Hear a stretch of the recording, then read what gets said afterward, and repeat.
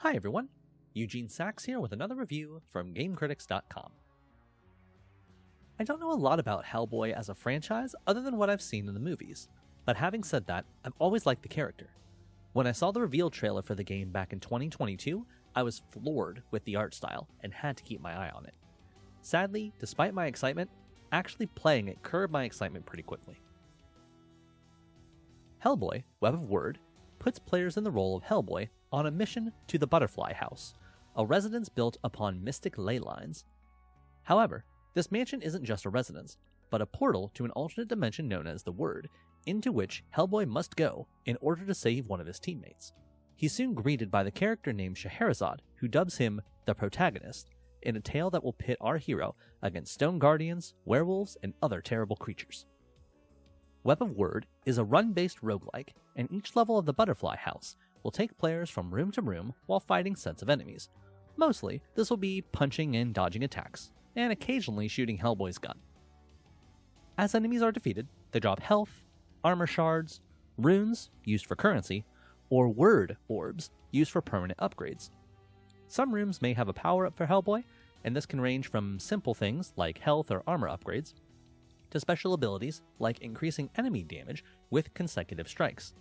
Players will eventually run into a boss for a big showdown before being returned to the Butterfly House. That is, if they don't fall in combat first.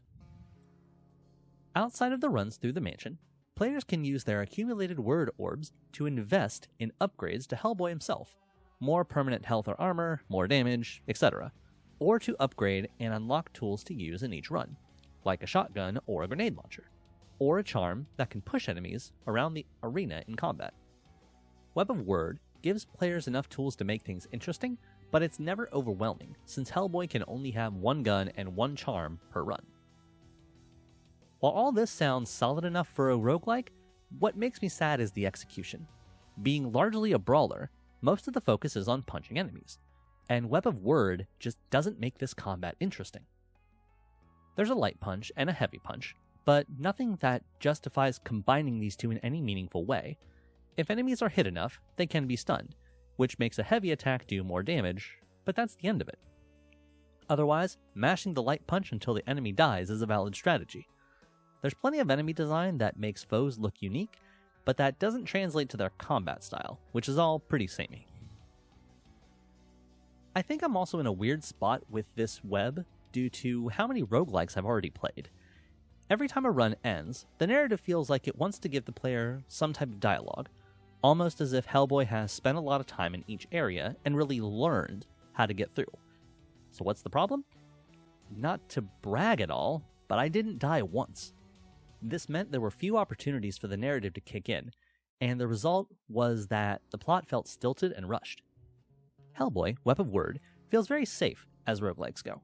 The controls are uncomplicated, the equipment is serviceable, the enemies are straightforward, and it doesn't go out of its way to do anything too strange or off the beaten path, other than showcasing Mike Mignola's iconic art style. Since that art was enough to get me in the door, it did what it needed to, I suppose.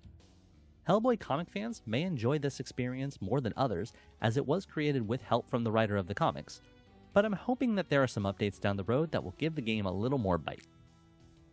For me, Hellboy, Web of Wyrd gets a 6.5 out of 10. Really don't like the way this is going. Can we just skip to the part where you attack me? So moot it be. Oh crap!